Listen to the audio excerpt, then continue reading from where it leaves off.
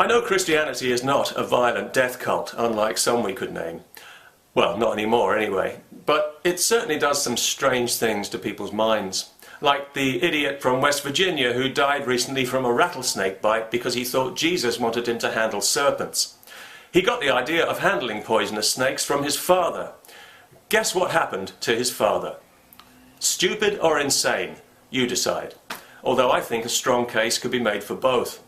Or maybe it's just nature's way of cleaning up after itself. Evolution in action before our very eyes. Every Easter in the Philippines there are people who have themselves nailed to crosses so that they can know the suffering of Jesus.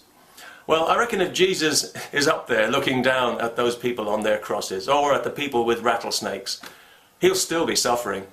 He'll be shaking his head and wondering why the hell he ever bothered, especially when he looks around the world and sees millions of people worshipping him as a god, like a bunch of savages, knowing full well it's not what he preached and it's the last thing he wants.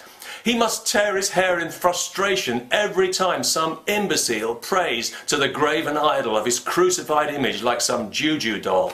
Or maybe he just laughs. What else can you do? Either way, I wish he'd come back and do something about it, because it's getting embarrassing. And besides, there's something I'd like to ask him. He is supposed to come back anyway at some point to redeem the righteous, of course, and to vanquish the Antichrist, along with any Jews who refuse to convert to Christianity. So presumably he'll have to vanquish himself unless he agrees to convert and start worshipping himself. Could get complicated. I hope he turns up, though, not just for my sake, but for the sake of all those righteous folks who have their hearts set on having their souls saved.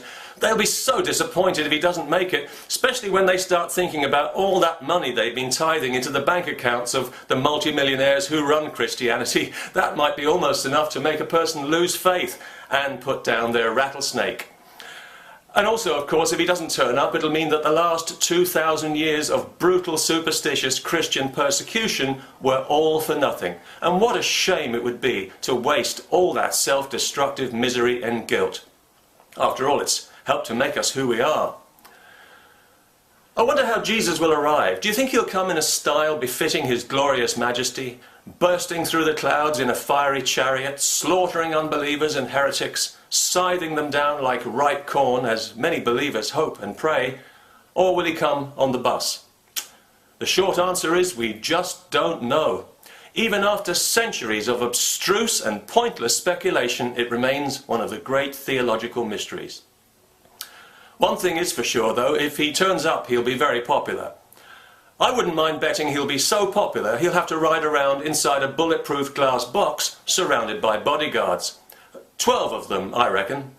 11 good and 1 evil is my guess.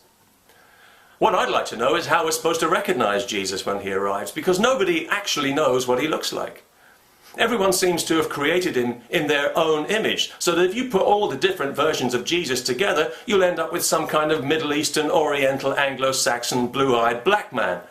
No wonder he was a one-off. That's some special DNA, isn't it? But then, that's Jesus for you. We know he was special. He was never just an ordinary human being. Yes, he was flesh and blood, but only as far as necessary for divinity to dip itself temporarily into the human mud pool. You want proof? Well, he was born to a virgin. How much more proof do you need? The rest of us can only dream of being born to virgins, but to Jesus, it was second nature. Because he's so special. Everything about him was special. Everything he did was a miracle. He was such a superhero, I'm surprised he didn't fly around wearing a cape with a big J on it. And of course, this is precisely how we'll recognize Jesus. When he actually does some of the superhero stuff we've been led to expect. Because this is not a gig for an imposter, after all. He needs to actually take on the Antichrist and give him a comprehensive spanking. That's not the kind of thing that you can bluff. You've either got it or you haven't, and we know he has it because we know that when faced with adversity, he can usually produce a miracle from his back pocket. It's the miracles that make him special. Isn't that right? I wonder if Jesus will do a few miracles to entertain the crowd while he's waiting for the Antichrist to show his cowardly face. Of course he will. He knows that's what people are really there for. He knows that if not for the miracles, Christians wouldn't give him or his message the time of day. He knows that Christians need miracles because they don't have the wisdom or the moral backbone to follow his teachings without the goddamn miracles. So yeah, he'll probably open a box of snakes or something to keep everybody happy. But the reason I'm looking forward to Jesus coming back is because I want to ask him why he disappeared so quickly after the resurrection without giving people a chance to verify it. He must have known the uncertainty that would cause, and the centuries of righteous bloodletting that would inevitably ensue.